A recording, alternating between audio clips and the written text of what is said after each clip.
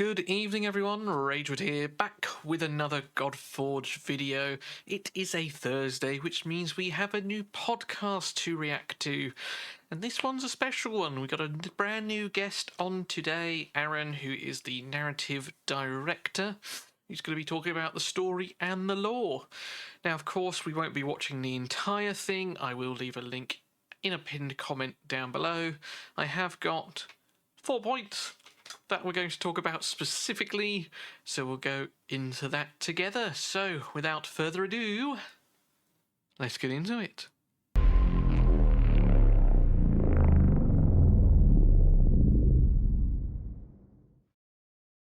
So the headphones are on to prevent any echoing like we had in our last one. So there we have Mr. Aaron, Mike Berry, the genius behind the cinematic trailer we saw, and obviously Juho, our community manager. Lots of interesting talking points here about respecting lore and mythology, staying true to that whilst also keeping sort of some artistic license. And we'll touch on a particular thing that they bring up. But yeah, to begin with, Aaron's just talking about his background. He's worked on, what was some of the game? New World, as well as Star Wars Old Republic. Old Republic being a game that I loved back in the day. So yeah, it seems like a pretty cool guy. Anyway, we're going to cycle forward to around 8 minutes and listen to a sort of topic of discussion and break that down. These gods have their history, and that's a mythology that anybody can look up on Wikipedia or in a mythology book. So that's what happened to them. But now that they've all been brought together into the shared space, now they have a history starting from that moment. And that's basically what Godforge is about. When you join the game, it's not so much a mythology lesson.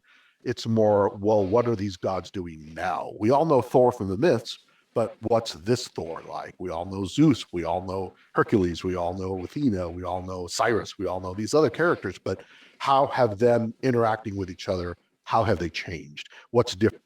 So, Aaron there was just rattling off some heroes that, as you know, appear random, but in my mind, a lot of them are heroes from the game, such as Thor and Zeus and Athena.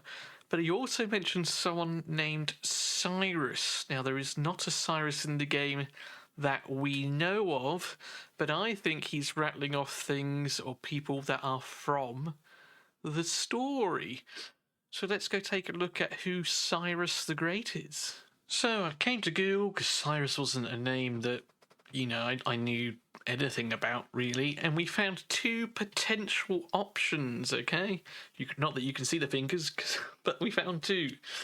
So one Cyrus was Cyrus the Great, a king of Persia, so sort of potentially falls into that Eka column, that Eka pantheon, but Mesopotamian, Sumerian, whilst in the same a sort of area in the globe as Persia, 2 completely different sort of time periods. So maybe Cyrus the Great, maybe not. The other one that I saw was Cyrus with an S, who is a son of Apollo. So that could potentially be another option there. But potentially, our narrative director there just dropped a hint at someone who's potentially an uncommon or a rare hero for one of the factions. The world I'm coming from, you know, the lore wasn't a storytelling game, but the lore was a big part of it. You know, I think it was an expectation. Where Aaron's coming from, MMOs, I mean, that it is the story, you know, and everything I was being told was, you know, I think players in this genre, being like the RPG hero collector, like they love story, they want story, but they don't always get it because you could make the argument that it's not necessary. You know, like it's not core to gameplay like you're not necessarily progressing through a story. Like you're grinding and collecting and building and, you know, but I think we always came in and was like, dude, how do you do this without it having a really cool story behind it? Like it's a lot of work to make a story feel like an important part of an experience when you could technically remove it and the gameplay loop is the same. But I think that's what we've been spending all our time is like, how do we make that loop make sense? Like, how do we had progression? We have all these really cool characters that are in here. Just like we did for the announced trailer, it's like, what's a cool, contrast to get in here? And when we talk about, well, you've never had Thor and Hercules in the same room before, that could be cool. You know what I mean? Like, that's the part that gets us excited. So, yeah. There we are. So, Mike, they're talking about, some of the things they were thinking about in the cinematic trailer. And, the importance of story in a game too. And I think, again, Hercules and Thor, what would happen if they were in the same room? I don't think that's just coincidence. I do think that this is something that they have spoken about behind the scenes. Whether it is a core piece of the story in Godforge, who knows? But I do think it is a cool thing to think about, the potential that these two are going to be in the room. And I don't think it's random. So I think at some point in the story, I don't know how, whether it's going to be a good thing or a bad thing, we will see Thor and Hercules together, whether their paths intertwine, whether it's just a chance meeting, who knows. But again, something else I thought was a pretty cool thing to just pop out here. So I do think that narrative is important in almost any genre. And one of the things that we really wanted to dig into this is in a hero collector, you're going in, you're picking your guys, you're getting your team, they go and they face different waves of enemies and defeat bosses and such. But we really wanted to make the experience about the individual that's doing that, that's picking those characters and putting them in place and sending them out to do these fights and building them and adding to them and raising them in level. And so immediately the question was, who is the player, right? Like, why is the player important? How is the player vital to the narrative? And then we started going from there. So the gods are the gods and heroes and monsters are the things you collect. The character of the game is you, the player. You are the one that's the super important character. All the cutscenes are aimed at you, the player. They're not talking about the characters that you're picking. Those are more like your champions, your heroes, your pantheon that you're forming. It's talking about you. And I think once we had that in mind, the story became really sort of much easier to develop because we're always talking back to the player. You defeat a god, the god's talking to you, the player. You're about to fight somebody, they're challenging you. And then all the characters then react to you as well. So when you start picking your heroes, they understand that they are working with you, that they are going under the orders, the operation, the commands of you. So you have to be important in the story, and especially important in terms to people like Thor and Hercules and Zeus and Odin. You have to be, if not as more important than those gods. And that's sort of the approach that we took. And I think it's going to be a very successful one. I think players are going to be immediately engaged. They're going to love what they're doing. And they're going to love that the story is very much about them progressing through the narrative. So yeah, I'm looking forward to see how the fans react to that, because I do think it's the right choice. I think it's going to be a lot of fun. That sort of thing there sort of reminds me of a McFly song. Anyway, I do think it's cool that the narrative and the story is directed at us. Mike is right in that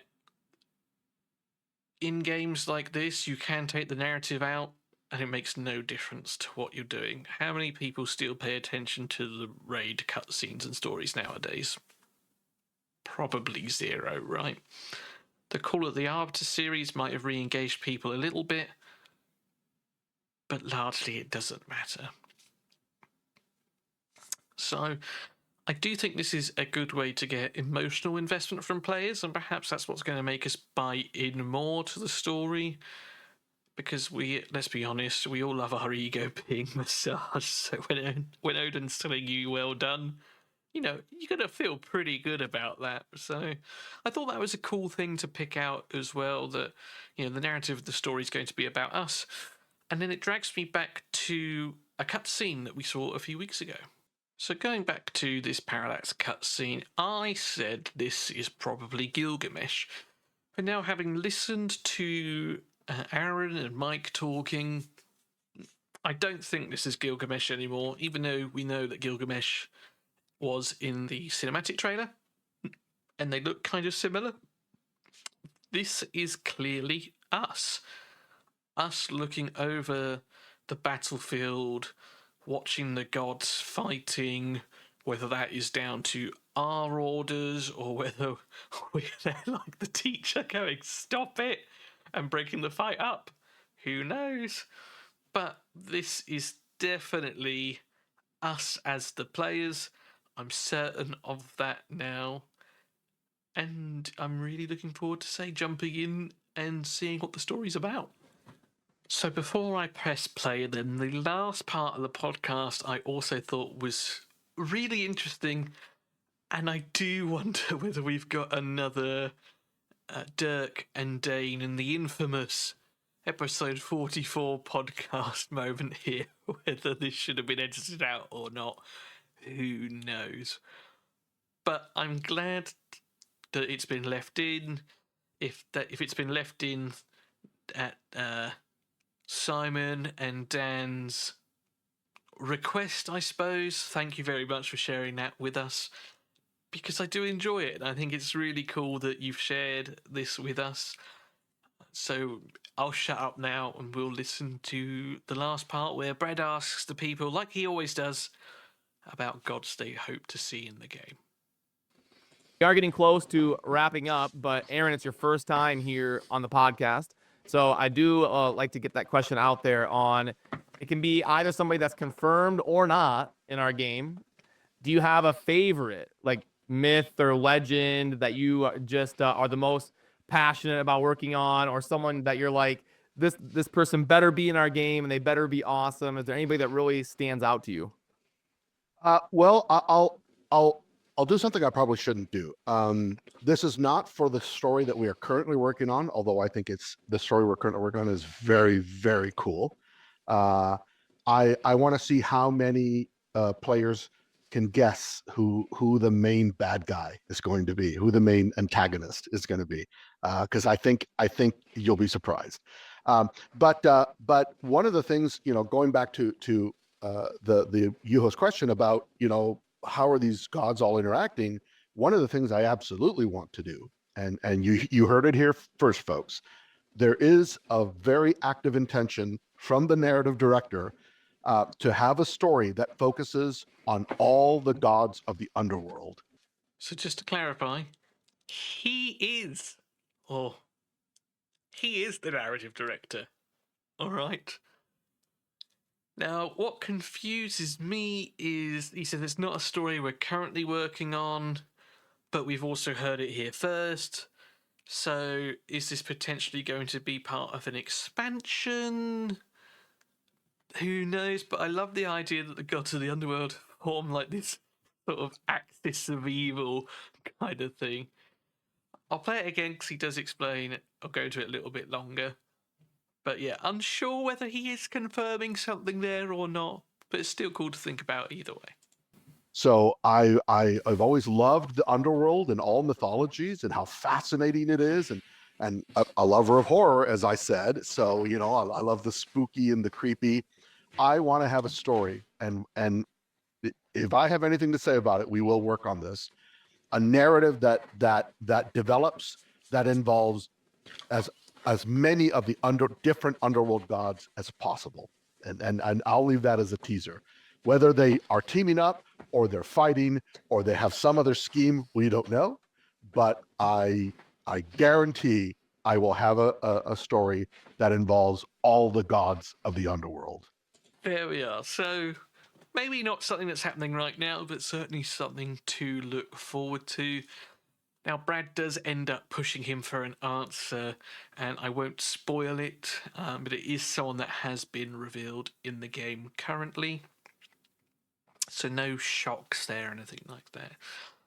But he puts the question out to the community. Who do we think the main antagonist for the game is going to be? Now, Simon does say that Gilgamesh is the villain, whether he meant to or not, who knows? But that is potentially one person who is villainous. But let's take that out of the question. Let's assume that Simon never said that in his video on Tuesday. Someone that, isn't perhaps an obvious choice, like a Hades, for example. Now, if it's not someone like a Hades or someone that's very obvious, who could it be? Pandora potentially could be an option.